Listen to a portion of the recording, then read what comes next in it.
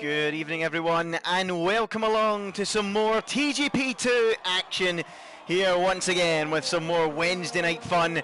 And we are here, well, with two contrasts tonight, the fastest circuit on the calendar and the slowest. And I'm pretty sure without telling you the names of the circuit, you know where we're heading. First of all, we're at the Temple of Speed. We are in Monza for what should be a thrilling round 17 of the championship. Then we hop across Europe to the slowest on the calendar. That's right, the Monte Carlo circuit, the glitz and glamour, the rich and famous. What a couple of tracks. Two of the all-time classics tonight. And as always, you've got Ginger Andy and my good friend with the dulcet Scouse tones, Dan the Man, to take us through these two races. Are you looking forward to it, Dan? I am, Andy. Yeah, good evening everyone. Yeah, two completely polar opposite circuits, two very entertaining circuits though, and at the minute looks like we might get a bit of a surprise in this quali session with Indecisive currently at the top of the times with just over 5 minutes to go. Yeah, Indecisive from Sayre Sports, not a front row I would have put much money on, a bit like the podium at the weekend in Baku, you wouldn't have fancied that, but Indecisive in the Alpha Tauri, which of course is the last car to win at Monza, winning twice of course in recent years with Sebastian Vettel and of course Pierre Gasly last year in real life. So Indecisive continue to wave that flag high for the Alpha Tauri team. Magic Poop Cannon is on an outlap with 5 minutes to go in the session. He and Chris Johnson, the championship rivals, we've got Magic Poop Cannon 4th at the minute and Chris Johnson running in 8th.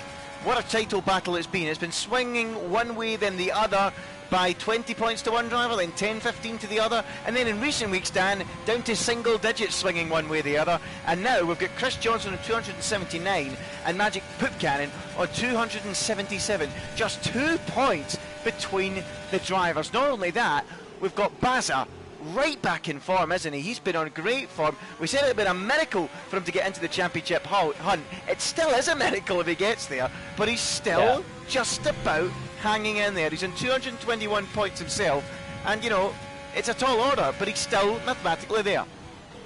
Yeah, he's still there. I don't think you can rule him out at all, and certainly if Magic Poop Cannon and Chris Johnson have a week like we did last week, where particularly Chris Johnson was really seemed to be struggling, didn't he? But and he really got saved in the end by the wet weather in Singapore. He made the pit stop early and it worked out for him. As you say, at the minute he's in 8th place. Magic Poop Cannon is on a lap though, about to hit the second sector point. We'll see where he is if he's improving. He's actually down slightly on his previous lap, but Indecisive, by the way, that pole lap, he did get a massive tow from Williams on the final sector. So a big tow from Indecisive. Will that prove to be a really, really big factor in how things pan out? We saw, and again, I'm relating to real life in Baku, Charles Leclerc's pole position, thanks to a big tow from Lewis Hamilton, made him unstoppable in that final sector as Magic Poop Cannon bails out. So that was a surprise pole for Ferrari there. Are we about to get a surprise pole as a result of this as well? Let's go with Cena briefly, because this is funny. Red Bull, Stan, they love giving each other a tow. Doesn't matter what track it is. It could be Baku, it could be Hungary for goodness sake, it could be Monaco. They give each other a tow anywhere and everywhere. But typically, in typical fashion with Cena and Parsa, the hilarity that we get with these two every week, one of them isn't here for the first race. So Parsa misses out on helping Cena, and Cena misses out on helping Parsa on the track where the tow is more important than anywhere else on the calendar. The catch though, don't worry, Parsa will be back to give Cena a tow in Monaco at the next race later on tonight. It's unbelievable. It is amazing, isn't it? What an unbelievable coincidence. Yeah, but it's quite disappointing. I mean, Blair Grills goes to the top as well on 119.7 at the moment. But yeah, the one track where you need the tow, I say, and Cena's going to have to try and find a new friend for down on the straight on his final lap. Jacko's going very quick right now, you know. He's just coming around the final corner around a parabolica. He's going to shoot at the times here. Yeah, let's see him then. Half a second up on his previous, a full second almost, 9/10 up on his previous best. He crosses the line and goes 7th quickest. We have got 8 cars within 0.2 of a second at the minute. The top 3, half a tenth in it. Wow, this is possibly the tightest we have seen qualifying for quite some time in TGP2. Dan, I don't know about you, but certainly right up there for me.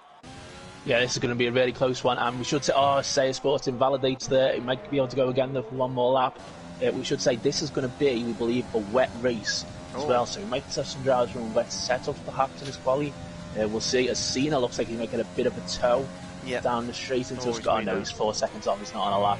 So they're all gearing up for the final attempts at the moment, it looks like. Tell you what, Jacko's had a fantastic first sector, Dan. 2/10 up on his previous best. So are we going to see another driver spring a surprise here? Chris Johnson giving him a toe. He tries to get out of the way to stop that toe. This is looking good. 2/10 found from Jacko. He's just about going to nick pole position if he carries on this trajectory then. Here comes Jacko in the racing point, chasing pole position here at Monza. There's so many drivers in with a shout of pole here. Drivers that haven't had a pole all season. Drivers that haven't looked like getting a pole all season long. Jacko then winding out of the parabolica, taking the shortest route to the line. Can he stick it on pole? He can! By nearly 2/10 of a second, Dan.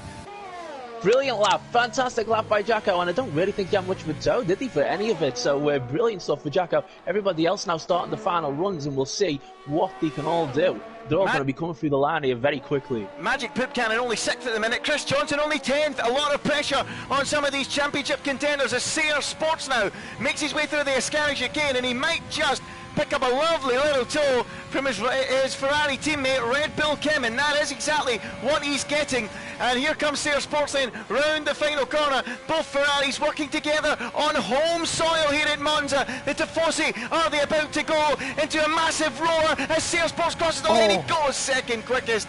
He's a 10th and a bit away, and that could take some doing to defeat Jacko. I think Cena's on a good lap. I think Cena's on a good lap, and Magic Poop Cannon's invalidated. That's it for Magic Poop Cannon. Oh, 6th at best for him. That's an absolute disaster for Magic Poop Cannon. Is Cena without his teammate to help him with a toe? Does he need it? The answer is yes. He's only 5th quickest. 2/10 away. Dom Smith now coming towards the line. What's he got up his sleeve? He's currently 7th. He stays 7th. 3/10 off the pace. Chris Johnson, by the way, no improvement for him either. Only 10th.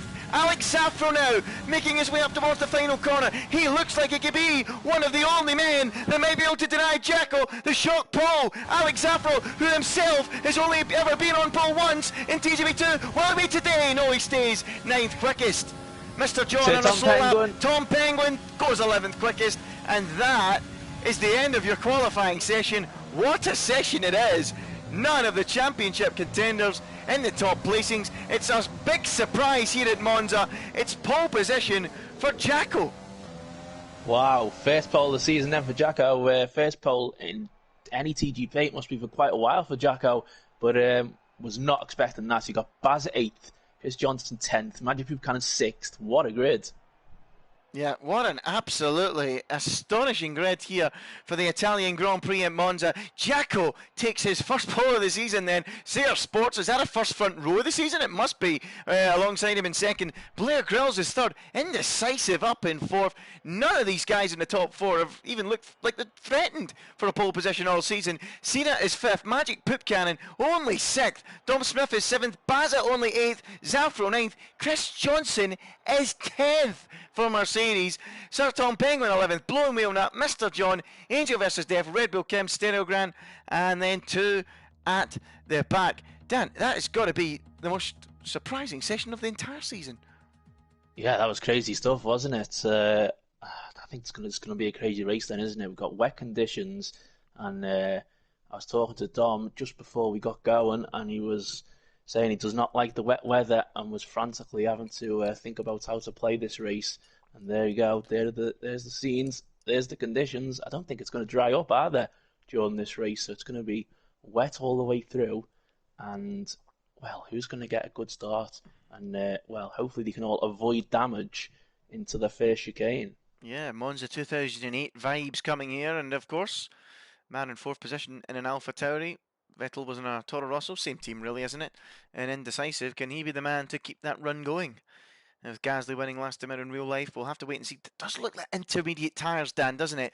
As we get ready for round 17 out of 18. We'll see when the cars line up on the grid in a few moments' time. But my biggest hunch would be Inters. It is intermediate tyres then. Round 17 of the championship at the Temple of Speed in Monza. Both championship contenders in a position. Who can recover the very best today then? As we get off the grid, it's Jacko leading from pole. It's a long run down to turn 1. He's gingerly moving off the grid. But Sayre Sports in the Ferrari at home. home, on home soil, from the Tifosi, gets his Ferrari into the lead. A little bit of a bump from behind there from Indecisive, but in the end, it's a crucial start, a brilliant start. You can hear the roar from the commentary box in the grandstand all around as Sears Sports puts the Ferrari into the lead, Dan. Brilliant start by the two Mercedes. Baz is 4th, Chris Johnson 7th. Magic Buchanan has lost position down to 8th, down to 9th now. And we've got a crash, I think. Oh, big crash! There's a car up in the air. Dom Smith up in the air and Stereogram's off there too. And Vem Shep have got a massive accident.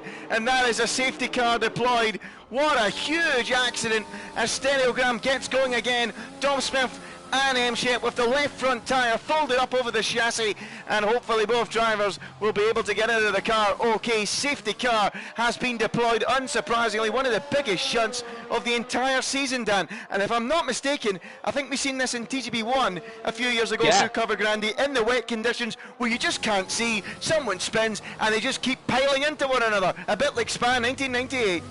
Yeah, just about to say that. That's exactly what that reminds me of last season in TGP1. Very similar incident, but I think this one looked even worse. And 2 retirements as well. I don't think we had any retirements that time. Just a lot of damage.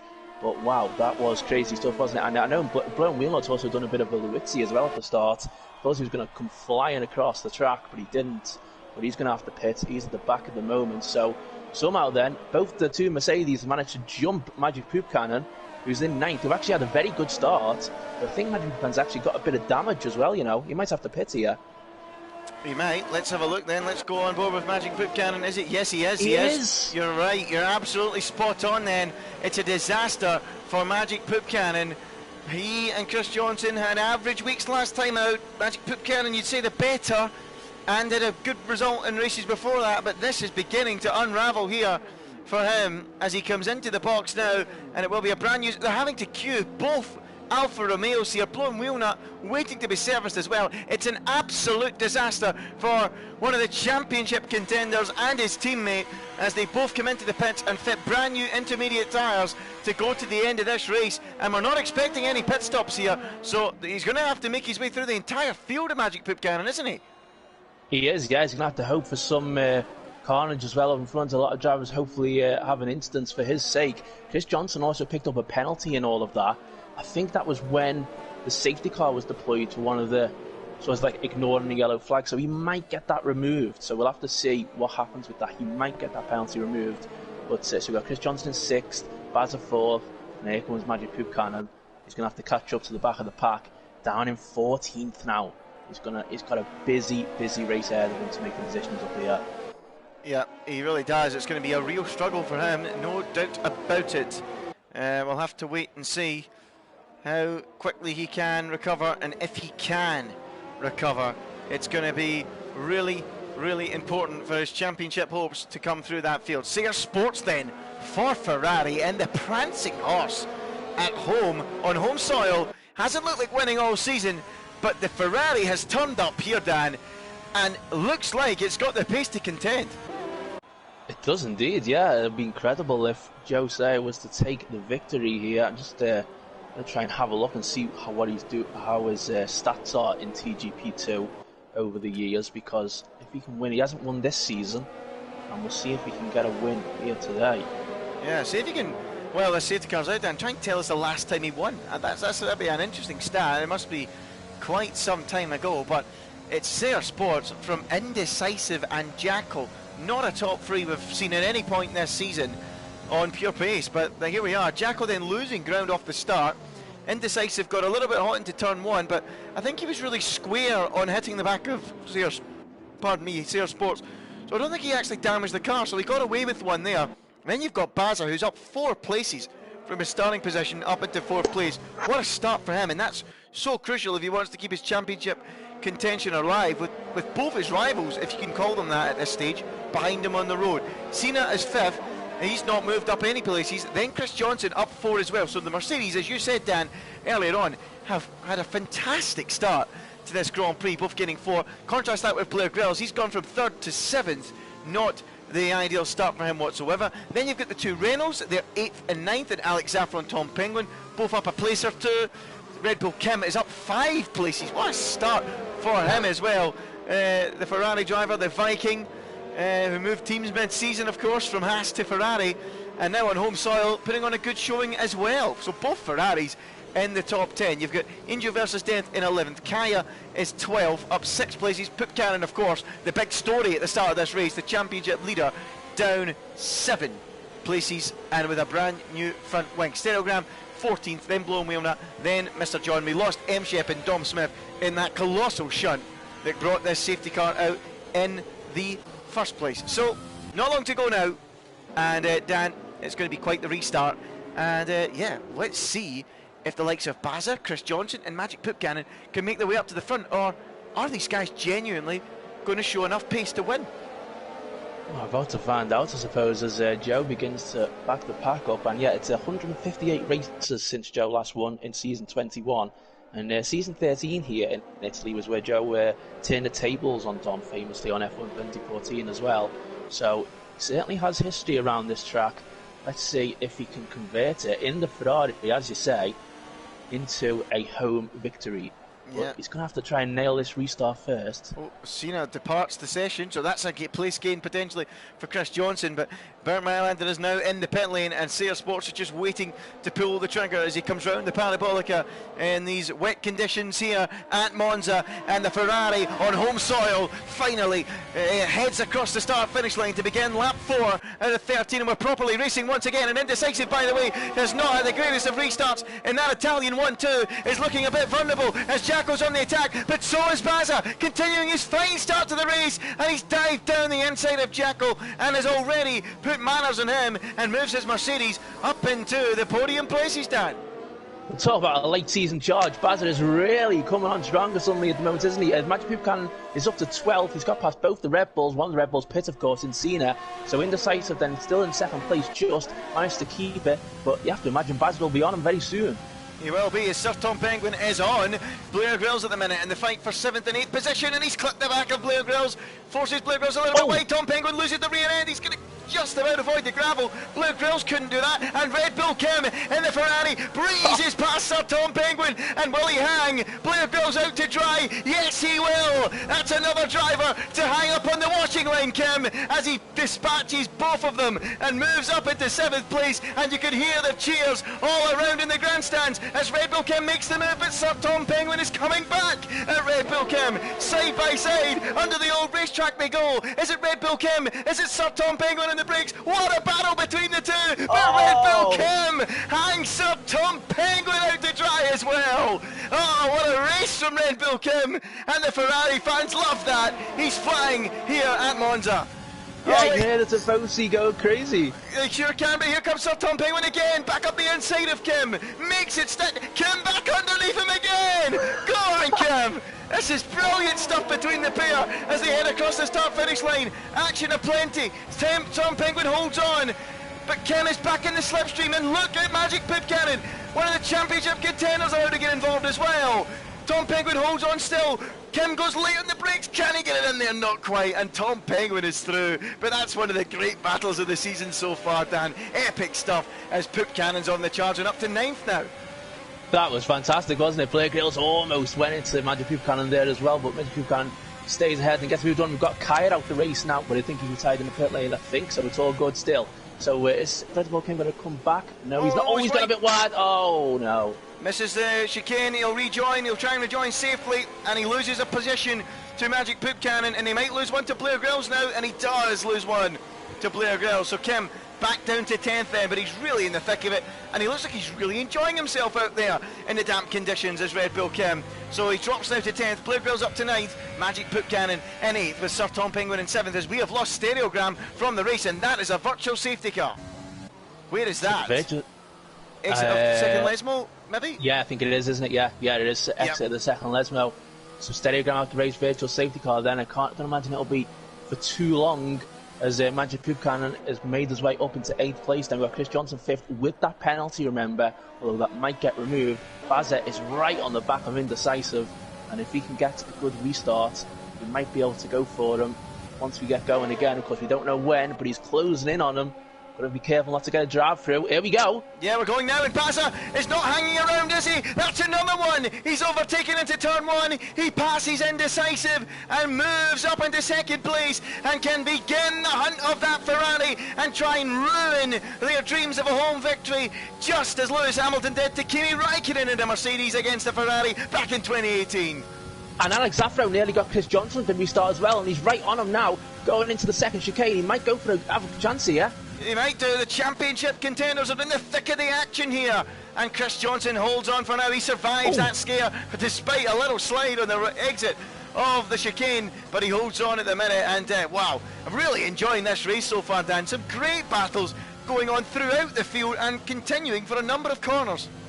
Yeah, it's frantic stuff, isn't it? It's fantastic driving as well in these heavy, well, not heavy conditions, but certainly wet conditions of Monza. As we see now, if Alex Zafro can once again get on Chris Johnson. Now he's too far back at the moment. Chris Johnson got to make some ground up, hasn't he? But Jacko will probably be the most angry at the moment. Starts on pole, down in fourth. Yes, as Alex Zafro gets a little bit squirrely at the rear end there, as Baza, look at this, he's now half a second behind the Ferrari, and that 158 race drought of Sear Sports is starting to maybe slip away now. We're just about halfway, or we are beyond halfway in fact, of what has been a pulsating start to this Grand Prix here at Monza, but Sear Sports then continues to hold his lead as Baza says a brand new fastest lap of the race. He is on fire at the minute. So close there, Jacko and Chris Johnson touching, but Jacko just about stays ahead. Chris Johnson nearly had the move done. Magic Poupcan is ahead of Tom Penguins. Magic Poupcan now in seventh. Magic Poupcan continues his charge, and by the way, if Chris Johnson does not get a move on, Magic Poupcan will be on his case in a flash, so he needs to start getting through the traffic, but he ain't getting through it because round the outside through Curva Grande in the wet conditions, it's Alex Zafro inside for the next corner, but Chris Johnson breaks super late, and hats off to him for doing so. He made the corner and made it brilliantly to hold his place, as Indecisive and Jacko go side by side through the first Lesmo. Action in every corner here, and off into the wall goes Jacko. That might be damage. It isn't damage somehow, and he continues on his way, but it is a lot of positions lost as Chris Johnson finally now starts to make progress as a result. Banging wheels, the championship contender with Indecisive into the braking zone. Who's going to come out on top? Is it Indecisive? Is it Chris Johnson? It's Chris Johnson round the outside. It's magnificent stuff from one of the championship contenders who had been making very slow progress. Not anymore. He's up to third. Important move there for Chris Johnson, isn't it? And Baza right on the back of Sear Sports now going into the parabolic. He's going to have a run on them all down the straight here. Alex Zafro breezes past Indecisive, by the way, but we're now watching the box office stuff at the front. Is it going to be the day that Tifosi and Sear Sports end the drought and end the 158 races without a race victory for Sear Sports? Can he do it for Ferrari at Monza on home soil for the team in front of the adoring Italian fans? Or will Baza crush his dreams as he continues his assault on the summit of this Drivers' Championship? He's a long way back. He's been a long way back for quite some time, but his momentum at the minute is absolutely unbelievable. So I'm guessing Sear Sports must have had a bit of a dodgy accident out of Ascari because Baza was right on him, but then Sear Sports pulled away at the start of the lap, and he's a bit slow through the second chicane there, Josiah, and Baza closes in once again. I've really enjoyed this race, Dan. Probably one of my favourite races of the season, just for the sheer level of action we've seen between the drivers side by side and the level of respect shown. Some great driving all around the racetrack as Baza continues to stalk the back of that Ferrari and look for a move. You just don't know where it's going to come though. There's no DRS in the wet conditions. Historically, overtaking in the wet on the game at least is a little bit more difficult than it is on the dry. Obviously, in real life it's the opposite, but we've seen some great racing so far today, but when the cars are a little bit more level on speed, Baza might have to think out of the box a little bit more. Let's have a look at the overtake. 40, 50% roughly for Baza, 70% for Sear Sports. He's doing this comfortably at the minute. Yeah, that's a good point. I remember that TGP1 race when we raced here in the wet, and it was so difficult to make any proper overtake. But so it's absolutely amazing, really. These guys are really making some great moves here, like you would not normally see in a wet race on this game, as you say. As Jacko is beginning to line up Indecisive here, and he's going to have a run on him, and he's going to go for fifth place here, I think, if he can be late on the brakes. Here he goes then, Jacko down the inside of Indecisive, and Indecisive tries to cut back in the exit, but nope, can't do that. Jacko carried so much more speed and confidence into the corner, and it's enough to get him back up into 5th place. He'll be disappointed, Oh, Jackal. the side by side, the top 2. Oh, here we go then. Sear Sports, can he defend from Baza? He can, just about. Hold on, I don't know how Baza got such a launch there. He must have used so much ERS, or Sear Sports must have had an issue on the exit of Curva Grande, perhaps. I'm not too sure, as Jackal picks up a 3-second time penalty, but I'm getting flashbacks to Leclerc and Hamilton in 2019 now, Dan. Yeah, it is getting that way, isn't it? Yeah, Mercedes versus Ferrari, and Chris Johnson's getting closer and closer here. I wonder if he can maybe come into it in the final couple of laps of this race, as Magic Buchanan is still stuck in 7th place. He had a big gap to make up, to catch up to these top 6, and we'll see if he closes in any further. Jacko, meanwhile, has just picked up a penalty. Yeah, just to add to the Monza 2019 discussion, there was 2 Mercedes against 1 Ferrari, wasn't there? And it was Bottas, or the second car in the line, that eventually got ahead of the car that was in front of that. So is Chris Johnson going to pass Baza, and then it's he that starts assaulting the Ferrari in front? We'll have to wait and see, but it's beginning to look scarily a bit like Monza 2019.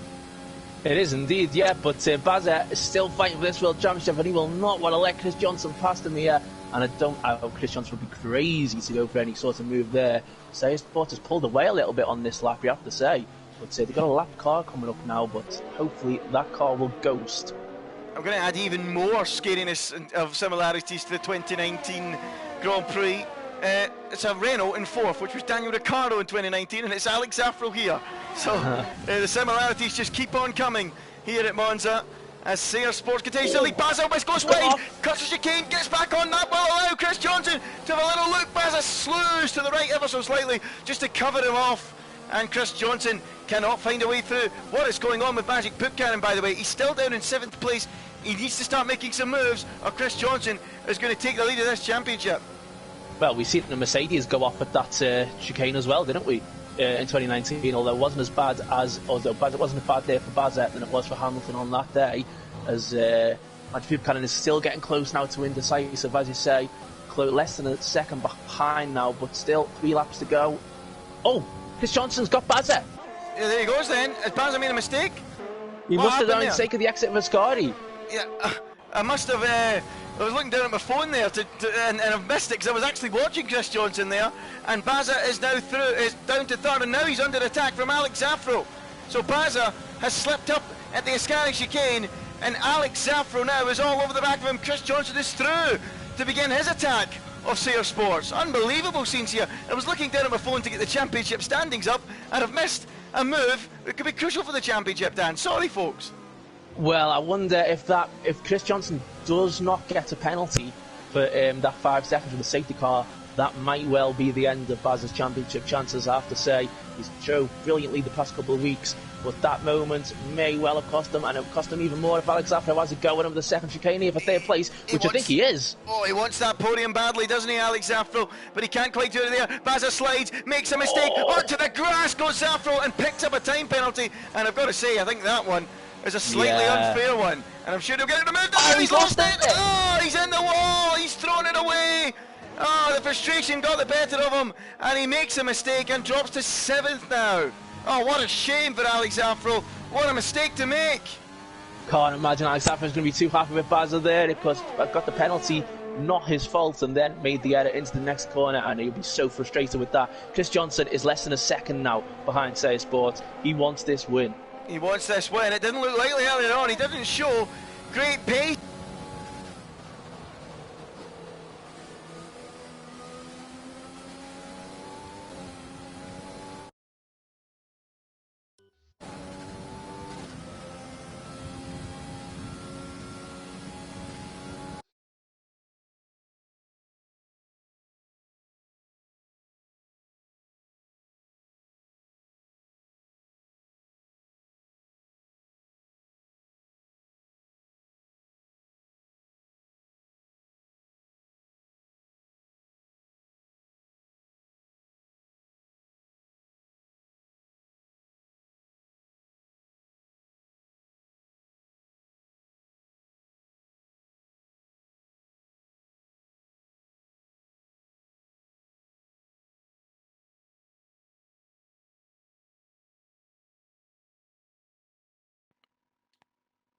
Hello? Hello, hello? Yeah, there we go now. Sorry, folks. I don't know what happened there. Disconnected.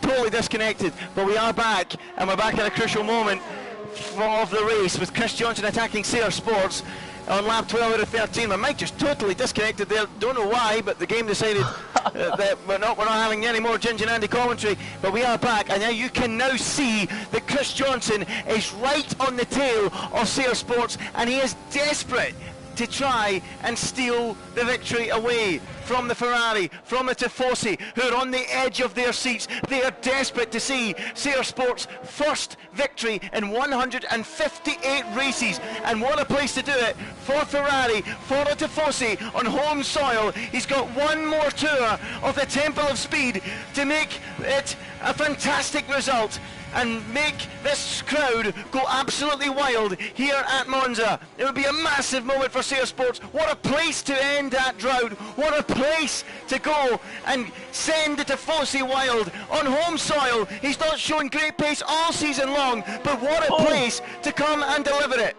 Him versus Chris Jacko's Johnson. just lost it. As Jacko has lost it at turn 1 and Poop Cannon is through, and now he's attacking indecisive for 4th place. Let's see if that will happen down into the braking zone. He needs to make up some points here. What happened into that braking zone? But Chris Johnson, we need to stick with the leaders to the end of this Grand Prix.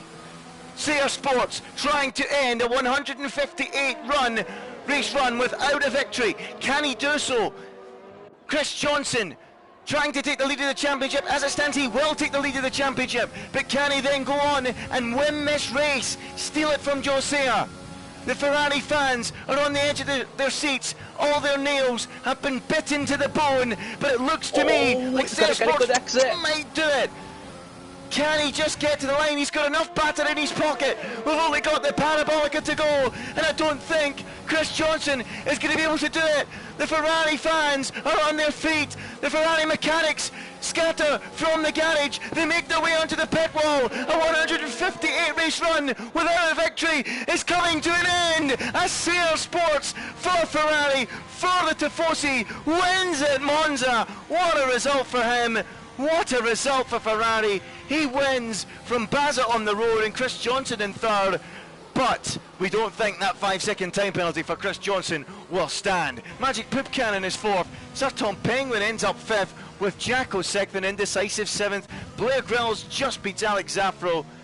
And then all hell breaks loose in the times at the end there. Mr. John up to seventh, Blair Grills eighth, Zaffro ninth and Kim 10th, Dan.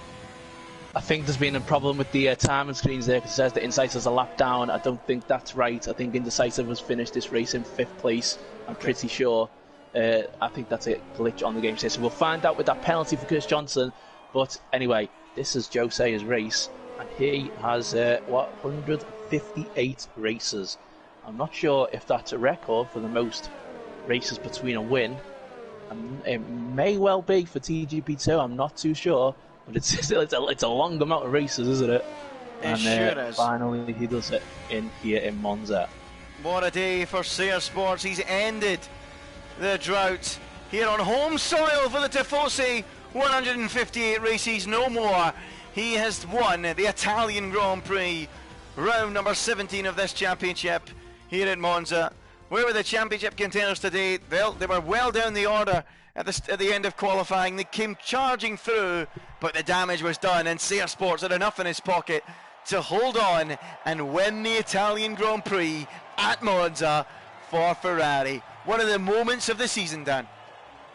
Absolutely, as Baza meanwhile gets the fastest lap as Sayre Sports celebrates in front of the Tifosi. They'll be underneath the podium and they will be going crazy. Even in this pouring rain, they will not care at all. They will be going absolutely mad for Joe Sayre. 158 races and he wins here at Monza. Magic Poop Cannon with the 4th place in the end after that pit stop. So in the end, not terrible, I suppose. Jacko's still coming home 6th, despite having, well, actually, I think that might be 7th if you count the indecisive penalty glitch. So even though he had several spins, he still got a decent result, although he did start on pole. Yep, what a race then. Sayre Sports the winner, Baza second, and Chris Johnson third for Mercedes. That might get reversed, we'll wait and see. Magic Poop Cannon recovered to 4th in the end, a solid effort, I suppose. Sir Tom Penguin 5th with Jacko 6th and Mr. John 7th. Blair Girls was 8th and Alex Zaffro was 9th and Red Bull Kim completes the top 10. We do think, though, Indecisive was actually 5th. That might shuffle everyone down. We'll wait and see. Blown Wheel, that was next. Then Angel versus Dev. Indecisive, of course, 1 lap down, as we touched on. But, wow, what a race here at Monza. And, we leave the Temple of Speed, Dan, and head off to Monaco. But before we speak about Monaco and preview that one, let's digest the Italian Grand Prix. Let's pick the bones out of it. What a result for Sear Sports. What a result for Ferrari. You've got to say, totally unexpected get into the weekend. Definitely unexpected, and I think he will be absolutely delighted, and he'll try and see if he can do the same in Monaco. But he just had the pace, didn't he, for the entire weekend, and managed to maximise the best in the wet conditions. Got a good start, got a far better start than Jacko, and led the way. Yeah, he did. And does that mean he's driver of the day for you, or would you give it to someone else? What's your feeling on that? I think because it's 158 races and he maintains the pressure from the two Mercedes, I think you have to give it to Jose, don't you? Even though we did have some great drives, especially some great first laps from the Mercedes, and Magic Buchanan had to fight his way through, but let's give it to Joe. Yeah, I have to agree with you. We've seen some great fights out there as well, Dan, didn't we? We get great fights from time to time, but in TGP2 you maybe don't see them last as long as they did today, because there can be quite a field spread between different drivers, can't there? But Red Bull Kim versus Sir Tom Pinkman, that was excellent, wasn't it? That was absolutely brilliant, wasn't it? That was fantastic stuff, and I'm sure Red Bull Kim will very much enjoy watching that one back. And we were making all sorts of noises, so I'm sure he'll have something to say about that as well. Fantastic stuff for Red Bull Kim, and good result for him in the end in the race as well. Yeah, absolutely, it was fantastic. And, happy days for Ferrari all round, it has to be said. I just can't wait to see what they can do in Monaco, and that is what it's time for now. But, the championship then takes another twist. It's only a 3-point swing at the minute in favour of Chris Johnson, because, of course, we don't know if that penalty of 5 seconds will get removed. But if it doesn't get removed, the gap's only 5 points.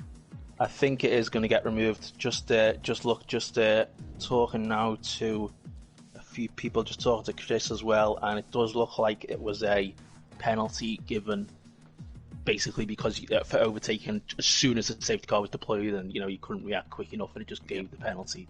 So 8-point gap then.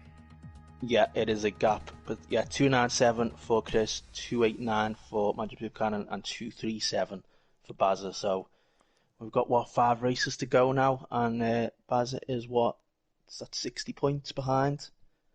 So you have to say it's probably over for him at this stage. Yep, needs a massive swing, doesn't he, to really do it. And we've seen, even when they have a bad race, the guys in TGP2, Put Cannon that you saw with the front wing and things like that, still able to come through to 4th place. So even bad races, it's probably not going to be enough for Bazza to overhaul that kind of gap. We'll wait and see. But now we head to Monaco, Dan, and I say that, but this is one of those races where it's very easy to retire and put it in the wall. So if Bazza or Chris, if Chris or Magic Poop can do that here, that could be Bazza's opportunity. That's very true, yeah. But of course, Bazza's got to try and keep it off the wall himself. Of course, let's not forget that. How can you not love Monaco? People still say that they don't like it, but I absolutely love this place. It's the ultimate test, and we'll see who can put the ultimate lap in. The pole position this season here in TGP2. Will it be one of the championship contenders? Will it be? We will get another surprise pole sitter. We're about to find out. Looks like it's going to be dry though. Dry session, dry quality. Find out what the weather's like for the race shortly. Yep, cars coming out onto the racetrack then, nice and early to start the qualifying session, Dan. And I'm with you. How can you not love Monaco? Yes, the modern times, it's difficult to overtake with these cars. It always has been difficult to overtake though, hasn't it? But we absolutely love it. And obviously qualifying these days can often be the best part, but it is so special seeing these cars driving between these barriers so closely on such a unique layout. And you know what they say, if they tried to get a Grand Prix on these days around streets like this, they just wouldn't have it. So embrace it, enjoy it for what it is. It's unique and it's Monaco. Exactly. It's fantastic to watch the cars try and thread the way through the circuit. Even if he has no overtakes, it's stunning. It's it's just so unique. It's just even like the camera angles just all just fantastic. And yeah, how can you not love it? I've just noticed Bray Grylls already hit the wall on his outlap. I don't know if he's got that. He did get damage from that. He hit the wall at Casino and has got some damage on his car, so he's probably going to have to pit already. So there's our first victim. Okay, then so Blair Grylls then in the wall, and he's damaged his front wing. So there you go. We know how quickly it can bite, Dan, and it is bitten for Blair Grylls already. But you know, I've got to ask you, Dan, you're a driver. You love Monaco. You're a bit like me. We both love Monaco to drive it, don't we? I think we both feel like it's an opportunity for one of us to win a race here, as we've got a Renault in the wall, do we? Is it Alex Alford? Yeah, it was Shepherd. Shepherd's had a big crash at the swimming pool with the swimming pool chicane. He had a big accident on his outlap, but he's got no front wing, but he's got going again. But yeah, I mean, yeah, every single time this race comes around in TGP1, it is a race where I do feel as though I can do quite well and at least get a decent result. Maybe not win these days, but yeah, at least it's one that I certainly look forward to on the calendar. I've always loved Monaco on any racing game. And usually though, we seem to get ready for the qualifying and then it turns out wet, doesn't it? So don't remind me. Don't remind me. That one time in TGP1 I thought I was going to turn up and shock the world, and then it starts raining. I've never sweated so much in my life, Dan. I can't tell you how much I sweat for that qualifying session. And it started to rain, and less said the better from that moment on. But I'm going to ask you, Dan, about qualifying in Monaco. How do you approach it if you're Chris Johnson or Magic Buchanan? You know, you've got a lot to lose. Do you just wind yourself in? I mean, obviously you've got 4 sets of softs, don't you? You go for the softer option around here. You've got 4 sets of softs to do you over the 18 minutes. So do you use the first set just to try and bed yourself in and then build up and try and nail it on the final run? How do you approach it personally? Yeah, this is definitely a lap where you do have to just sort of build it up, and then the last lap sort of try and just go all out and see what happens. But certainly, like going into the session, and I know this is a bit of a cliche, but you do have to just treat it like it's just any other normal qualifying session. Chris Johnson, by the way, actually went out on the mediums for his first run. That's not something I would do if I was fighting for the championship around Monaco. I would be straight out on the softs all the way through to the qualifying session. But there's going to be a big improvement for him on his second run. There is the Magic Buchanan quickest with a 12.5, but just try and stay out of trouble early on as well. And plus, you also have to try and make sure you avoid the traffic. Sorry, Dan? You have to what? Sorry? Missed you there. Dan, are you there? Yeah, I'm there, yeah. Sorry, I missed the end of what you said there. Just repeat yeah, that. I was just saying you have to make sure you have to avoid the traffic as well. That's another big factor. Yeah, absolutely. You're spot on. You do. I mean, and that's perhaps why a lot of drivers don't go for that build-up approach around Monaco. Some of them, they just go maybe second or third run out of the 4, nail the lap because they don't want the traffic at the final run. We've seen that in Monaco in real life, didn't we? In Q3, first run, if it was iffy, didn't get the second run. So, in Baku as well, we've seen that. So in real life, so sometimes it is very important to get that first run. As Dom Smith goes quickest on a 1:11.8, and could this be a track, Dan, where we could see the best of Dom Smith perhaps? Because remember, he's now on a wheel. Is he still on the wheel? I think he still is, isn't he? I'm not sure, to be honest. Perhaps he is. If he's using the wheel for Monaco, it's gonna help him. What would you say, Dan? How many tenths of a second is in the wheel round Monaco? Because historically, I'm not the quickest, and I'm competitive in Monaco, partly because I'm sweating, and partly because I know I've got a slight advantage to use. I mean, I've never personally been one to say, this is a pad track or this is a wheel track and stuff like that. But I mean, let's say for instance the slowest corner on the circuit, the hairpin. Apparently, I mean, I've never actually tried it with the pad, but certainly for the past few years. But apparently, it's pretty much impossible to actually turn the corner on the pad. Apparently people sometimes will just pause the game when you get to that part of the track and let the AI take them round the hairpin instead. So certainly there's an advantage there if you're a wheel user. Yeah, absolutely. As Red Bull Kim has gone up the runoff area there, and he's rejoining the racetrack now, and is that Red Bull Kim heading to another one of those bars I mean, he loves the bars in Baku, and I think he likes the bars in Singapore, and now he's doing a tour of the bars in Monaco. Well, Dan, I have to say, he is Danish, so he knows what an expensive pint's like, but does he know how expensive a pint is in Monaco, though? I'm not sure. I think he's getting the beers in, isn't he, ready for Saturday? I think we play Finland, and he'll be getting ready for that. Yeah, it moves out the way there for Sir Tom Penguin, who just set a good first sector. Sorry, Andy. Yeah, let's jump to Sir Tom Penguin then, as Red Bull Kim gets the beers in for Denmark versus Finland. Oh! And that's easy done, Sir Tom Penguin. Easy done. Many a driver have done that down the years, especially with the fat rear tyres you have in Formula 1 now. Turn in. Front's quite happy to turn in. We're going to get round there, no problem. Oh, clump. Left rear tyre up against the wall and round he goes. Yeah, it's always a bit of an embarrassing one, isn't it? But as you say, it is incredibly easy to do. I'm surprised it doesn't happen more often in real life. To be honest, it does seem to happen quite often when you're doing when you're racing on the game. As many people can, 18.7 first sector, slightly quicker than his previous lap. He's going to come up to Bazza here. Hopefully Bazza's going to get out of his way around the hairpin.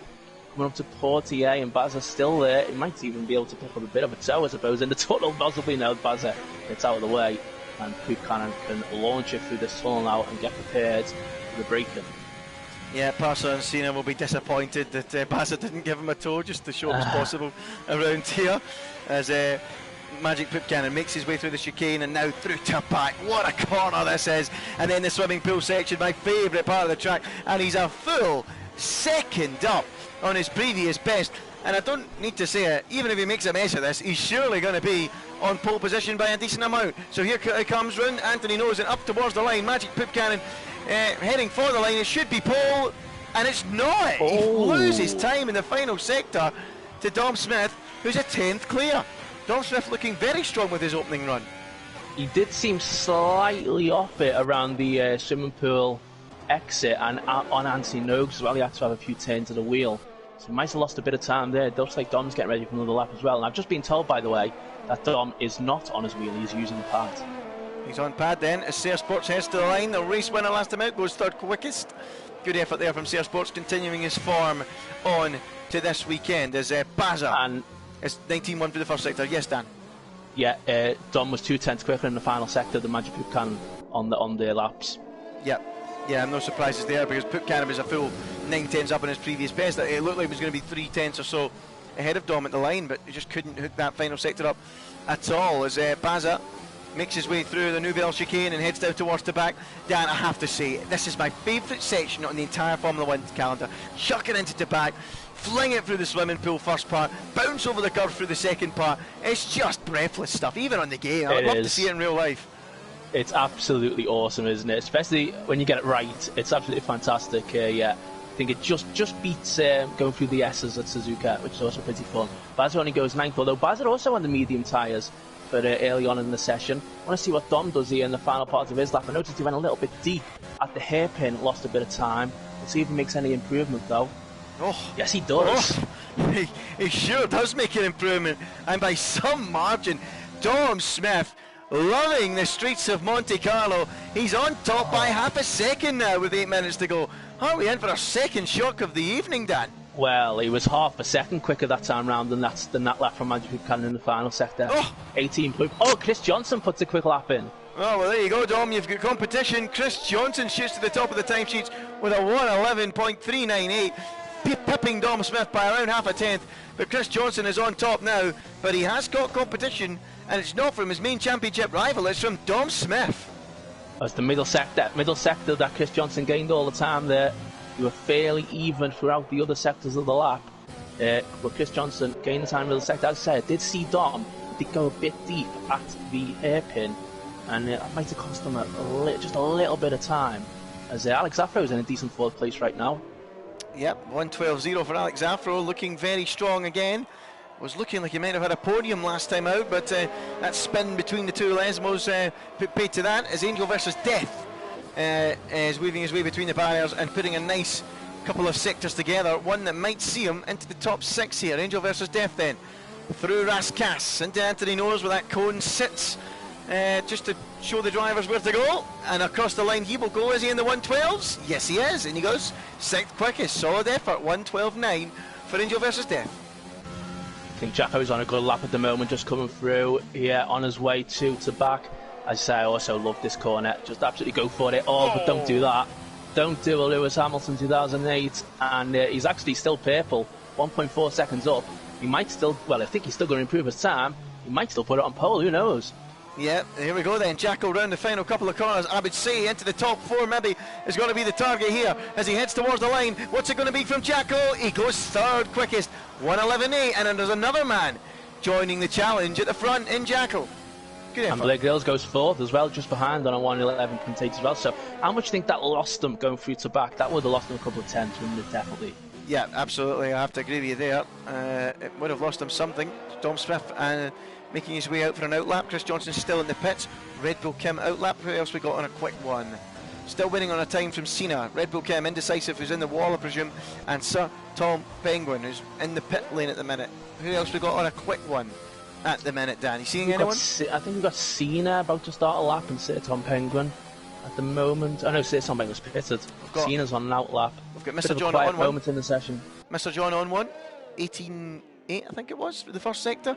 Half a second up on his previous best through there, so that's pretty good for Mr. John. 13.8 so far. Not really got something representative that you'd like on the board at this stage of the session, but he's going for it nonetheless, Mr. John, as he makes his way through the tunnel, the iconic Monte Carlo tunnel.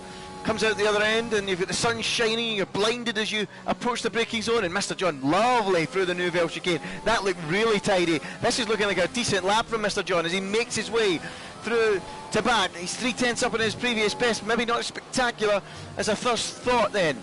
Now through the second part of the swimming pool, and then down into the Rascasse goes Mr. John, nice and tight turning, then quick score of the throttle into the Anthony nose, then catapult yourself out of the corner and then blast towards the line. What's it going to be for Mr. John? Should be an improvement. It is, up to 8th place, 1:12.8. Good lap, and looks like Say Sports on a good lap as well. He's coming through Rascasse right now, 52.5 at the middle point through middle sector. Going to be a good improvement, this. Yeah, well, winner last time out. Is he going to go 2 in a row? Sayer Sports is enough to put him up to 3rd place. And wow, quite the queue of cars now forming behind Chris Johnson with potential pace in the pocket. This is getting up to be another fine session as Cena goes, we are 7th. Only 7th. Yeah, I thought there was going to be a bit more there for Cena, but it wasn't in the end. Bazza is invalidated, so first lap on a soft tyres and he invalidates it. He's having to go again, and here he goes, see what he can do. Alex Zaffro then climbing the hill. Let's go on board with him and ride around the Monte Carlo circuit. Up the hill through Masseny he goes, then sweeping down into Casino Square, or jumping over the bump is Alex Zaffro, and then down into Mirabeau, the camber helping you out into that right-hander, sweeping down into the hairpin, then the slowest corner in the entire Formula 1 calendar, then downhill. Some drivers take a little bit of the pavement, Alex Zaffro doesn't, into Portier, slingshot out of there as quickly as you can on the throttle. So important to get the throttle nice and early to carry that momentum through the tunnel, out into the bright light once again, and slam on the brakes for the Nouvelle chicane. Don't clip the inside wall. Alex Zaffro does clip it, but not with the rear, and that keeps him on his way as Dom Smith improves to go quickest now. Zaffro then dancing between the barriers. He's 6/10 up on his previous best, dancing through the first part and the second part of the swimming pool chicane. Lovely stuff from Zaffro as he now slams on the brakes and turns into Rascasse. Quick score to the throttle again, right-handed into Anthony nose, then blast onto the throttle and head up to the line. Can he put it on pole in the commentary hot lap? Alex Zaffro, no, not quite. He goes 3rd quickest, but it's very, very tight at the top between the front three. But Dom Smith again, top dog in Monaco. Oh, it's so close between the top 3, as you say, and Jacko was pretty much even. Actually, I look at the sector time, sector 1, sector 3, pretty much even with Dom and Chris. So he actually lost quite a lot of time at that moment at the back. Probably enough time that meant it cost him certainly, being in the 1:11.3s, I would say. So He has definitely got the pace for pole position. Dom Smith so close to getting going quicker than his previous time. Will he Here's Magic Poop Cannon. Magic Poop Cannon coming around the final corner. Let's see if we can pick him up there, and he's going quickest, a 10.9. Oh, he's absolutely throwing the can amongst the pigeons there. What a time from Magic Poop Cannon. We weren't watching him. We pick him up after he's done his time, 1:10.9, and that, Dan, is going to take some serious beating. And Dom's out the session. Has Dom gone off at Saint-Devot? I think he has. I don't think he's got the fuel to continue. Or is he in the wall? Right, okay. He may well have retired. Baz is also out the session. Oh, with an incredible lap. Zafro improvement coming here onto the front row. Alex Zafro onto the front row, and he's half a tenth away from taking pole. Unbelievable. Oh, this is fantastic stuff, isn't it? As Jacko is now coming round 52.9 middle sector. Let's see what he can do as he heads into the final corner. This is going to be threatening the second row of the grid. I think pole's going to be a bit of a stretch for Jacko as he comes towards the line. What's it going to be? 1:11.294. He's up to third. Chris Johnson has another car between he and his main rival in the championship. Oh, this is going to be good then. So Chris Johnson's out on his outlap right now. I think he's going to be perhaps the last across the line in the end in this session. Magic Poop Cannon picked, so that's it for Magic Poop Cannon then. Probably going to be it as well for Alex Zafro. And, well, is Jacko pushing still? I'm not sure. Let's see then. Is Alex Zafro just charging the battery perhaps? Has he got any more in his pocket? Maybe we'll wait and see. Or is that it from the Renault driver? Jacko was pushing and he's lost it. He was pushing and he was a 10th up at his previous best. That ain't going to improve him anymore. Damage to the wing, so he is out of the session. Is Zafro coming into the pits? Yes. Yes. So it's on Chris Johnson then. It's on Sayre Sports. Sayre Sports is out there and on a hot lap. Let's go to him now then as he makes his way through the casino square, rides the bump, and then goes a fraction quicker than his previous best through the first sector. Here we go, Dan. Well, it's going to have to be quite something to match that lap of Magic Poop Cannon, although Alex Zafro did get awfully close, didn't he? As we'll see what these guys can do then. Chris Johnson on it. Chris Johnson, I think he just tapped the wall there, Chris Johnson. I don't think he's got damage. I don't think he's got damage, but he definitely tapped the wall as he was going through Sandavot. How's the first sector then for Chris Johnson? Let's see. We'll have a look at this sector, then go back to... Oh, he's down. He's 300s down on his previous best. Let's go to Sayre Sports for that crucial second sector. How's it looking? Oh, he's a wee bit up still on his previous best. It needs to be a monumental final sector from Sayre Sports, but I don't think it's there. I don't think he's got it. Let's see then as he makes his way round Anthony Knows for the final time and heads for the line a little bit squirrely at the rear. I don't think it's be enough for Paul. Will it be enough to improve? He's sixth. He goes fourth. 1:11.3. Chris Johnson bumped down further. How is he looking in the second sector? Not good. He's still down. This is not going well at all. Who else we got improving? Blake Phelps is 8th quickest. Cena is 7th. Chris Johnson cannot drop any lower. Can he go any quicker? No, and he's invalidated. He's only 6th in the grid. The championship leader, who is an 8-point lead, is now 6th in the grid at the most difficult track on the calendar to overtake, with his championship rival Magic Poop Cannon on pole. Wow, the twists and turns in this TGP2 season are quite sensational, Dan. Yeah, it takes another swing now, doesn't it? So Magic Fans is 8 points behind, but now the percentage chances of the championship swing slightly towards Magic Poop Cannon, purely based on the fact that it is very difficult to overtake around Monaco. Oh, what a grid we have here. It's Magic Poop Cannon on pole. Alex Zafro alongside him on the front row, almost taking his second pole in TGP, half a tenth down. Jacko lining up third, continuing his good qualifying form, as was Joe Sayre in fourth, with Dom Smith fifth. Chris Johnson was sixth, with Cena seventh, and Blair Grills was eighth, Baza ninth, and it's M-Ship completing the top 10. Mr. John 11th, then Angel versus Dev, Blown Wiona, Sir Tom Penguin, Red Bull Kim, Stereogram, and Indecisive with no time. How important a race is this for Chris Johnson, Dan? It's absolutely huge, and he's got to make sure really that he can, somehow make the positions up, somehow get a good strategy for this race. Magic Poop Cannon. That's Magic Poop Cannon's 8th pole position of the season, by the way. Chris Johnson's only had 2. So incredible, really, the amount of poles that Magic Poop Cannon has had in this season. And this is probably the most important one of all, you have to say, as the guys will all be selecting the strategies now for this race, which is going to be totally dry. And we'll see what Chris Johnson, especially from that 6th place, can do. Yep, this is it then, folks. Massive, massive race in the championship. Round 18 now.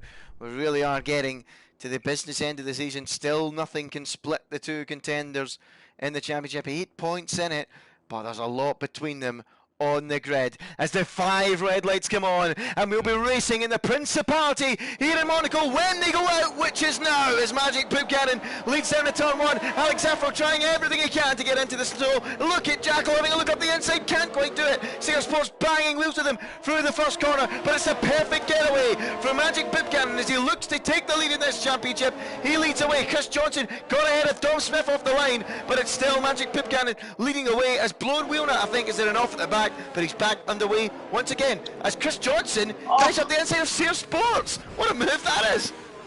Brilliant stuff by Chris. He had the poor getaway, but then managed to get a good run through turn one, good line, and he's already made up 2 positions. Look at that racing point there going on the pavement to make positions up. Oh, unbelievable. I didn't see that further down the field. Was that Mr. John to take it further down the field? It was, and it didn't work, because he hit the wall. Well, hold on a minute. Here comes Chris Johnson right in the slipstream behind Jacko. Is he going to go for another move down into the Nouvelle Chicane? What a start to the race for the championship leader. 6th in the grid, keen to make up for lost time in qualifying. 1 place from Dom Smith at Saint-Devant and another on Sayre Sports down into Mirabel. What a start from him as we've got a virtual safety car already, and will that trigger some pit stops immediately? It may well do so, yeah. I think it must be some damage use pits. As Magic Pipcannon, he is in. He is in. Will he be followed in by Chris Johnson and Jacko? He will be by Jacko. He won't be. Chris stays out. By Chris Johnson. Oh, this is what you want. A split decision on strategy between the championship contenders. What do you think, Dan? Well, what would you say is the optimum? Well, if this virtual safety car is long enough and stays out for the entire duration, you have to say, probably pitting right now. And we'll see what happens. Magic Pipcannon going to not make... Oh, would it have been good if he got out ahead of Indecisive there? That's not ideal, although he still gets through. Oh, what's going on? Oh. Well, he has to concede. I think he tried to get back past, didn't he? But had to concede. Luckily, we didn't put away the Lance Stroll there. Yeah. Brilliant stuff, Dan. Absolutely brilliant. Yeah, thank goodness for that. We have got a few Formula 1 employees in this race, so if you're listening, take note. Magic Pipcannon then, attacking Indecisive in the battle for 8th and 9th. What's going on? Sorry, Cena got a great launch on Dom through the tunnel and went into the back of him. I'm amazed it didn't result in a big accident. Luckily, he got away with it. I don't even think he got damage, but he definitely gave him a tap. You gave him a tap? Sorry about that, Andy. No, not to worry. Not to worry. I want to know what's happening. The viewers want to know what's happening. I'm not going to go all Lance Stroll and give you a replay. I want to see the action live as Magic Pipcannon sets about Indecisive. And this is maybe why the likes of Chris and Alex Afro stayed out, because you might gain 5 or 6, maybe 7 seconds in lap time by pitting earlier in pit time, but you're going to lose it stuck behind other cars potentially. And that's exactly what Magic Pipcannon is finding out now behind Indecisive. Yeah, that is the problem, isn't it? And it would have been ideal if he got out ahead of Indecisive, but he's bound to try and get past him now. Cena has pitted, so it looks like he did actually get some damage from that collision with Dom. He changed his front wing. Shepard also comes in then, and it's just going to have to see then, aren't we, what the times are going to be like for Alex Afro and for Chris John. Sorry, Dan, Indecisive a little bit wide up at Massenet, and Magic Pipcannon thought about a route up the inside. Couldn't quite do it. What were you saying, Dan? Sorry. Just saying, we're going to have to just compare what it's like with the times at the moment between Magic Pipcannon and Chris Johnson as Sayre Sports gets ahead of Baz. Baz is not having a great race here, is he? Yeah, championship over if he doesn't get a good result here. But they're all starting to queue up now behind Indecisive. You got Pipcannon, Mr. John, Jacko and Sayre Sports won't be too far behind either. Jacko's pretty much there, so it's already basically a 4-car fight as Magic Pipcannon is stuck behind Indecisive and can't find a route through. I think it's a good idea for me now to change this to gap to the leader. So it's 20.1 between Magic Pipcannon and Alex Afro in the lead. And he's setting 113.9. Let's see what Pipcannon does in this lap. It's going to be around the 16s, maybe even worse than that. Yeah, he's Indecisive in the wall. He's done a Schumacher. He's through. And that is a result for Magic Pipcannon. He needed that, and now he's free to go and set about his pace. Let's see what it would have been. It would have been a mid-16, a 16.4, which is nearly 3 seconds slower than what Chris Johnson did on that lap. But he's free now to go racing after Red Bull Kim. That could be a very important moment in the championship, that moment there for Indecisive. Just went a bit too deep into Raskas, and of course, you know, for every second that Magic Pipcannon gained from making the stop into the VSC, he was losing, being stuck behind Indecisive, and then that happens, and he gets a freebie, and he's up into 6th place now. Massive moment, but the problem is now, he's arrived at the scene on Red Bull Kim very quickly as well now. So only a lap, if even a lap, of clean air against Alex Afro and Chris Johnson. So he's going to be now having the same problem trying to fight his way past Red Bull Kim. Oh, it's Dom Smith. Very true. Looks Tom Pengley just made a great move on Dom. I missed it. Wait, what happened? Whereabouts? No, I missed it as well, but just assume it was a good move because it looked like it was at an unconventional place. But yeah, he's in third place now, Sir Tom Penguin. I wonder if there was a mistake from Dom Smith or it was a genuine move. I'd like to see that one Possibly. back later on. But here is Poop Cannon, exactly a lap after passing Indecisive, catches up to the back of Red Bull Kim. DRS Open, overtake in use, and is he going to go for the move into turn one here? That's going to be brave in a championship battle. He goes for it and gets through, and Red Bull Kim locks up and just about makes the corner. Opportunistic stuff, and I think it was fair enough from Poop Cannon. He got the line, got the place, and got 5th place. Yeah, I have to say at one point I thought Red Bull Kim was actually moving over there. So yeah, I don't think Magic Poop Cannon can. I don't think Red Bull Kim can have any arguments about that. I have to say, Magic Poop Cannon gets through and gets going once again. Then looks like the Racing Point are having a battle, but Jacko spun it.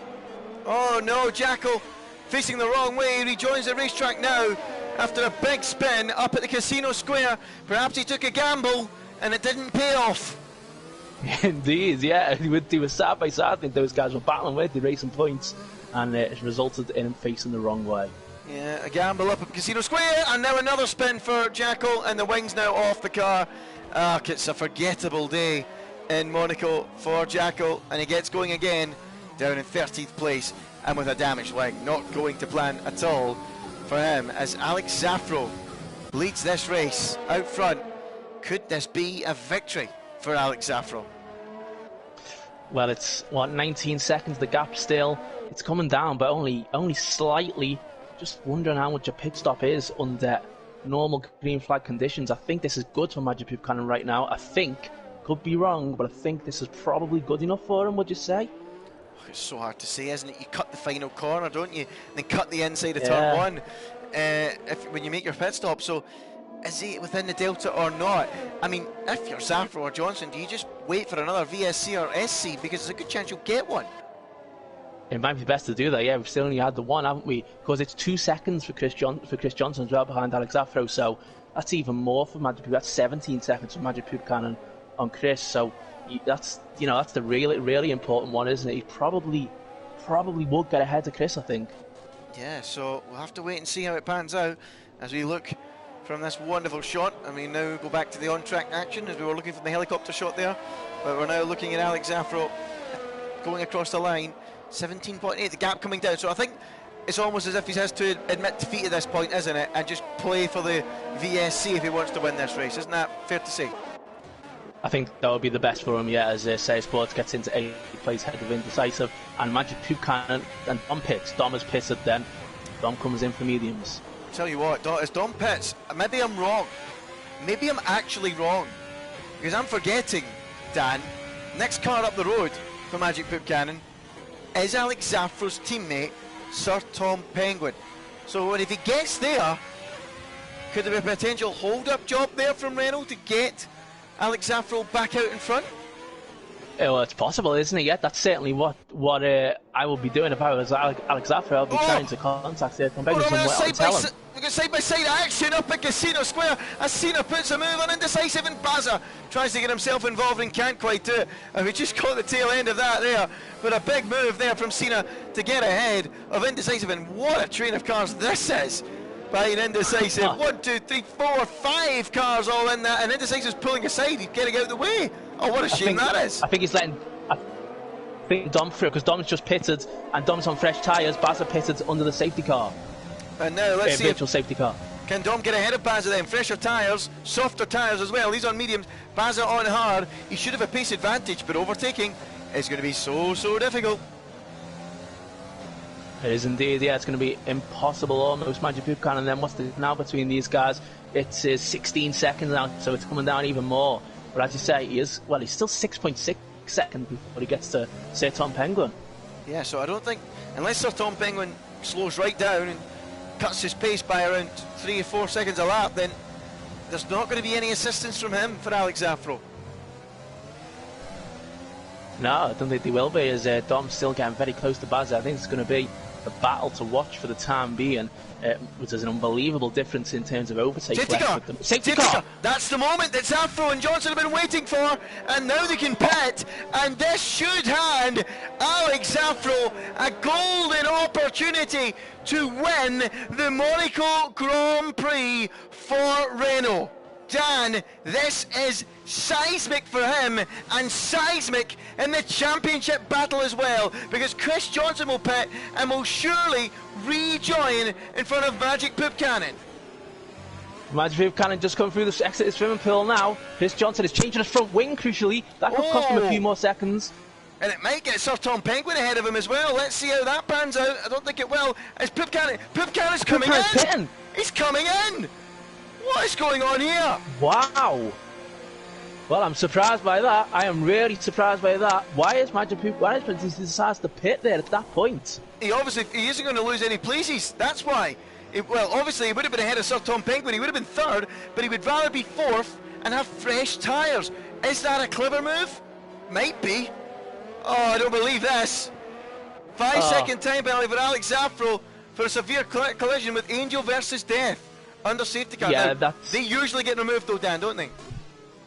I'm pretty sure that will get removed. I'm pretty sure that will get removed. And actually, he's actually might have a bit of a gap for the restart if Angel vs Death doesn't pit, because Angel vs Death is in between him and Chris Johnson at the moment. So we've got Chris Johnson on fresh mediums, Alex Zaffro on fresh mediums. Sir Tom Penguin still comes out in third then, because of Magic Poop Cannon's pit stop.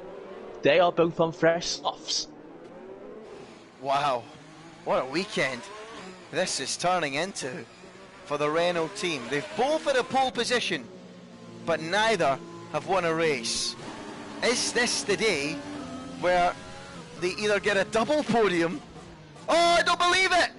Is that wing damage for Alex Zaffro? Is it wing damage for Alex Zaffro? I seen a car off. Was there damage? I think it might be an Angel versus Death. I think it might be in the damage from Angel versus Death's crash. No, Zaffro has damage. He's got damage. I think he's hit him. No. He's got wing damage, Alex Zaffro. I think he's hit him. And the left side of that front wing is in serious trouble. Will that result in a pit stop? Will he be able to hold the other two up for half of the race? Ugh. He might as well. He might as well just stay out and just see what happens. Yeah, and he looks like he will be staying out. As I said, I think that penalty will be removed, so he's just going to stay out in the lead and try and play the blocking game for the entire second half of this race. So what has happened there then? Because Zaffro was in front of him, so how? Because I'm pretty sure when they got to the braking zone, Angel versus Death was in front of Alex Zaffro and he hit him. I'm not too sure. I want to watch that back on the stream. What is going on there? I don't know, possibly Alex Zaffro moved over maybe to let Angel versus Death through. And so he could then unlap himself with the safety car. I'm not sure, and then he just went into the back of him.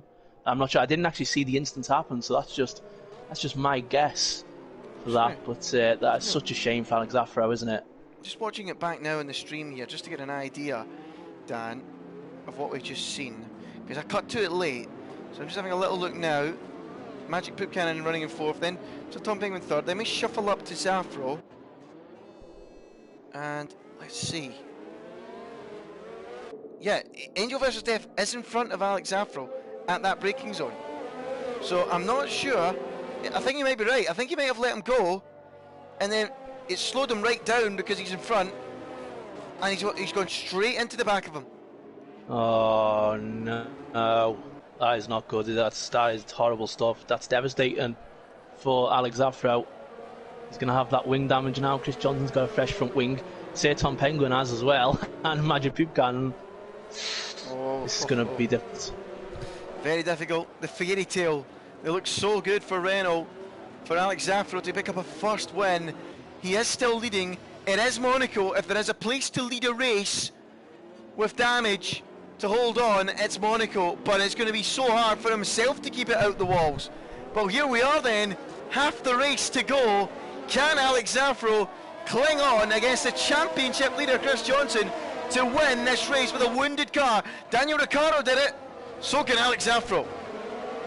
Oh, Chris Johnson gets a penalty. And that might just hand Alex Zaffro even more encouragement. And that at the minute gives us a Renault 1-2 here in Monaco.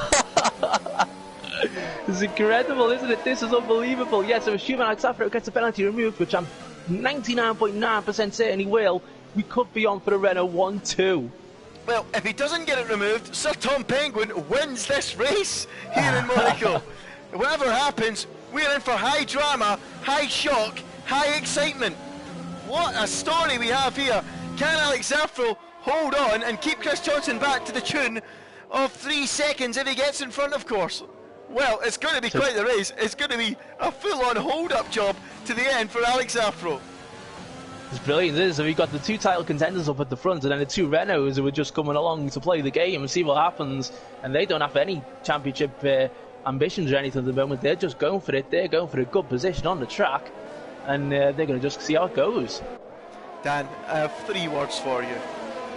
I love TGP2. Yes. I really do. This is brilliant. You get so much unpredictability, things you just don't expect popping up time and time again. We sat down here tonight. Did we think we'd see a win for Sayer Sports at Monza in a Ferrari? No. Did we think we'd have a Renault 1-2 in Monaco? No. Well, we're getting it. It's just so good. And I cannot wait to see how the next 8 laps unfold as Sir Tom Penguin clips Chris Johnson going into the hairpin. What if you're Sir Tom Penguin here? How do you play it? You know Chris Johnson's got 3 seconds penalty. You know Alex Zafro's got 5. Do you stay where you are? What do you do? I'm not sure, to be honest. I mean, I think Alex Zafro's going to get the penalty removed most likely. But does he know that? Does Sir Tom Penguin know that Alex Zafro is most likely going to get it removed? I think if I was Sir Tom Penguin, I would still have to try and make the overtakes, I think. I need to actually win this race on the road. Yeah, we'll wait and see how it pans out. Should also mention what a race M-Shape's having up in 7th. He is, yeah. I think he pitted early on, didn't he? And he is having a very strong race in 7th place. But Matt Buchanan has actually dropped back a little bit, hasn't he? Hold on a minute, he's attacking Baza as M-Shape down towards turn 1 here on the hard tyre. He's going to go down the inside of Baza. Oh, he nearly made it work. He gets a 3-second time penalty for his troubles. That would have been unbelievable. I mean, that would have been up there with Sato passing Alonso in 2007.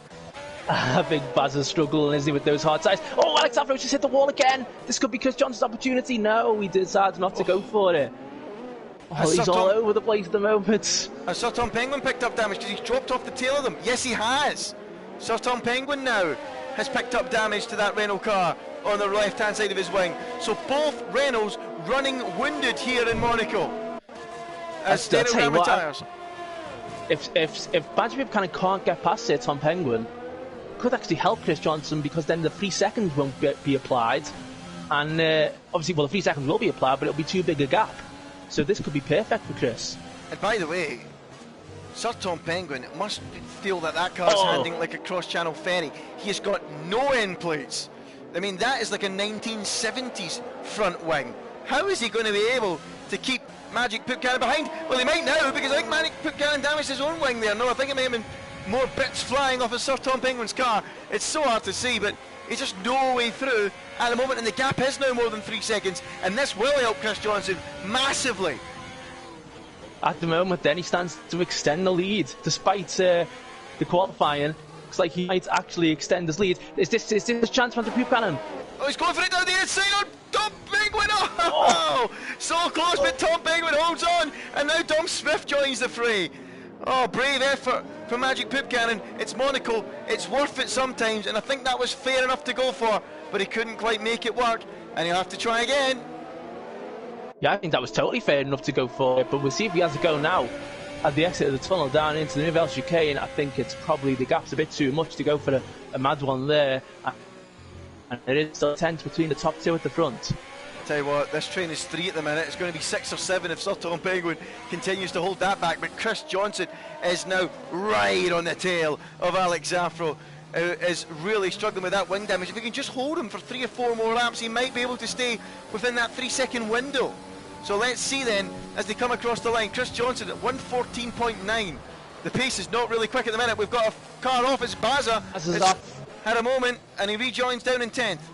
What happened there? I was about to say we've got like 3 races going on at the moment. The one top 2, and then 3rd, 4th, 5th, and then Baza holding everyone up on the hard tyres. But he's out the way now. And see if Shepard can close in on these guys now. They all could, couldn't they? As Chris Johnson tries desperately again to get through an Alex Zafro, and again fails to do so. He's stuck behind that Renault. Sir Tom Penguin is now holding 3 cars up. Pretty soon he'll be holding M-Shep up, and it's not often M-Shep's getting held up, I hate to say, but yeah, he is about to be. And even he himself's holding people up, isn't he? Not quite. Oh, this is unbelievable. What a swing from the qualifying. Magic Pukan at pole. He will be gutted if this does not come out as a win for him. And he might even be thinking, why did I pit during that safety car? Well, just to make matters worse for him, he has now lost an end plate on his wing, the full left side. So that makes things a little bit easier for Sir Tom Penguin. And now that Chris Johnson's 9 tenths off the back of Alex Zaffro, I'm now wondering if he might have damaged his wing. Let's try and get a look at that Mercedes wing, because that's certainly interesting as to why he's lost that amount of time.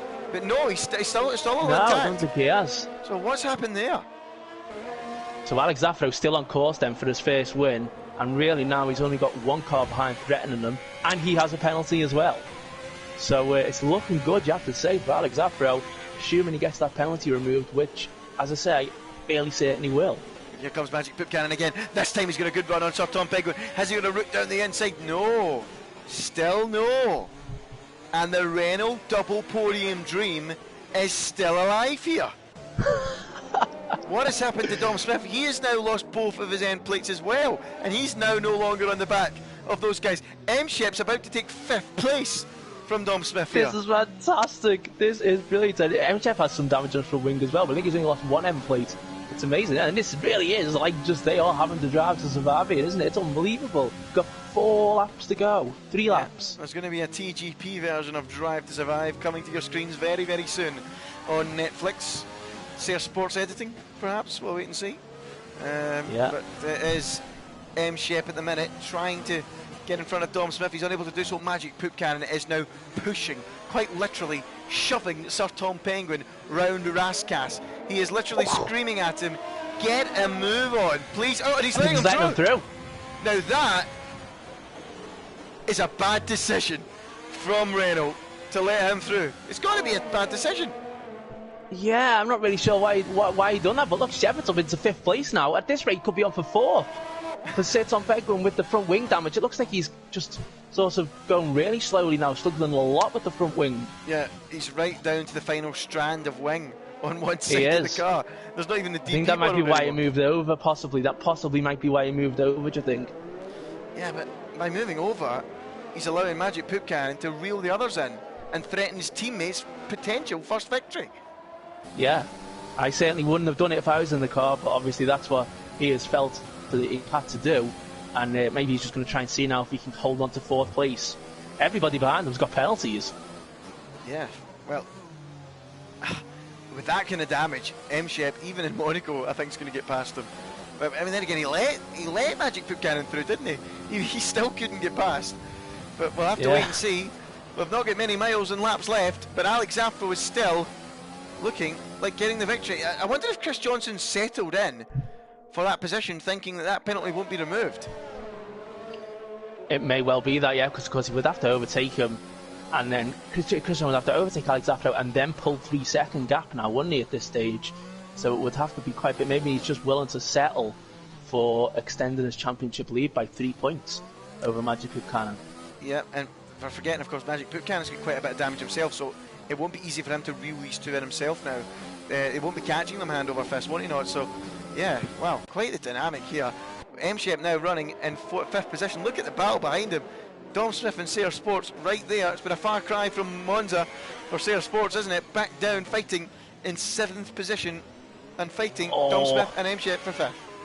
I think Shep's got some really bad damage now on his front wing. I think he's beginning to struggle quite a bit. I'm to turn into the corner. Yeah, he's struggling a lot. That's Sir Tom Penguin level of damage, isn't it? I mean, it is. Yeah, it's good for Sir Tom Penguin though, isn't it? This. Yeah, it's very, very good for him indeed. As Jacko and Mr. John, I think, have swapped places further down, but this is where the action is at the minute. We'll stick with this. Look at that front wing. You can't even call that a wing anymore. As Tom Smith continues to hunt M-Shep down. Look at them all understeering through the swimming pool, and then Sayre Sports, who was behind there, had to back out and ended up running into the back of Dom and getting wing damage himself. But he's still holding on, Shepard, just about. It's absolutely unbelievable. I mean, what was the pole lap? Pole lap was a 1:10, wasn't it? So it's like 10 seconds slower than the face of the moment. Tom Smith just did a 1:20 on that last lap. Goodness me.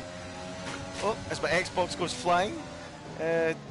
But wow, what a crazy race this is. M-Shep is looking like holding on. We're on lap 19 now. Chris Johnson looks like he's applying the pressure a little bit more now. Oh, Dom Swift's going to get the move. Done here on the inside of M-Shep. He's through.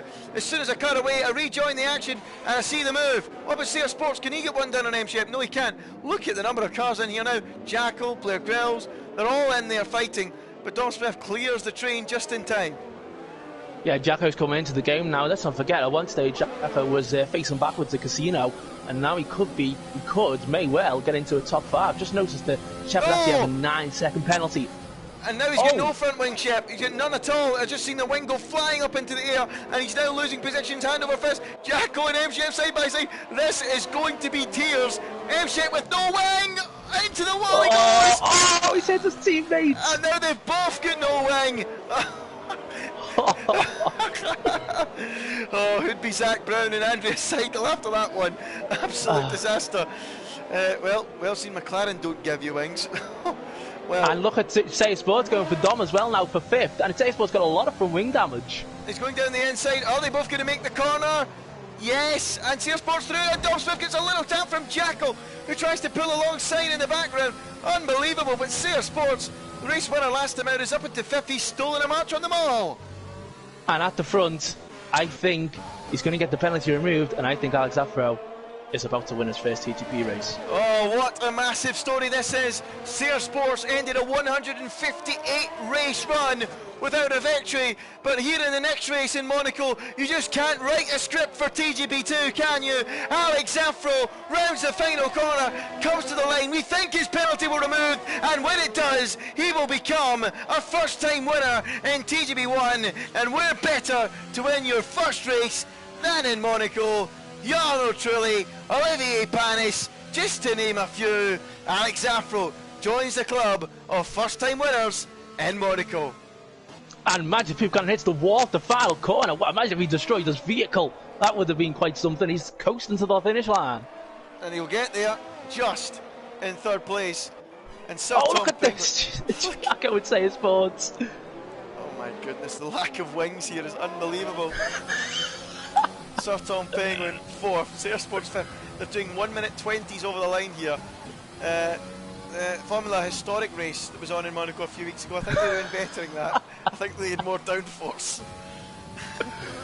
Wild race. M-Shep ends up with nothing after all that, by the way. Yeah, it's such a shame, isn't it? I think he crashed the last lap. He had a few penalties as well. And Red Bull Kim will finish the race for us. Wow. After that qualifying, I was not expecting that result, and again, I'm just wondering why did Magic Poupcan pit at that stage? I mean, he would have. I know the safety car was out, so he's probably thinking he's not going to get the lead, but I don't know. You know, he would have got ahead to say Tom Penguin, and it might have allowed him to apply a little bit of pressure, but in the end, he couldn't. And incredibly, it was unexpected. But after that, the championship gap goes up further. We don't know. We'll wait and see if that penalty will be removed for Alex Afro. We think it will. That kind of thing usually does see a removal, and it did look like it was a bit silly. So based on that, that's a further 3-point gain for Chris Johnson, and the gap goes up to 11. It's not exactly a big gap. Yeah. And yeah, it's not a big gap, but still significant. Yeah, I think this is going to go the distance now, Dan, isn't it? Well, we've got 4 rounds left now. 4 to go. Yeah, and to be honest, I think Magic Poupcan in recent races has probably been the quicker driver, hasn't he? He has been, and I have to say, as a neutral, Chris Johnson being in front of the championship is not a bad thing, because I think Magic Poupcan is going to come back. What do you think? I think he will, yes, certainly. Based on the past few weeks, you have to say, Chris Johnson's been off it a little bit, hasn't he? But 4 races to go. Netherlands, Baku, Bahrain and Silverstone, I believe, are the final 4. Yeah, we'll have to wait and see how it all pans out. But Chris Johnson has won on the road. We'll wait and see in the stewards room if that's that. We think Alex Afro has his first ever win. Magic Poupcan completing the podium, but generally speaking, what a week for Renault. 2nd and 4th, 1st and 4th potentially. Almost could have been a 1-2 at one stage. What an incredible week of action in TGP. We've had, again, a mixed bag, haven't we?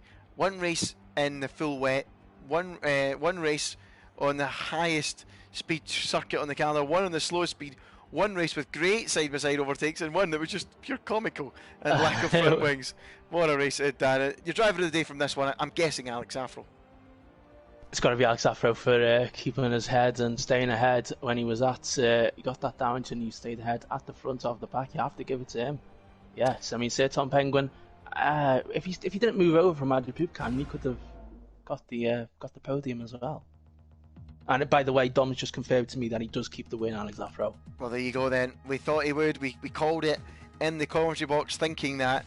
And that is a fantastic result then for Renault and for Alex Afro. A first win in TGP history. And he does it at Monaco.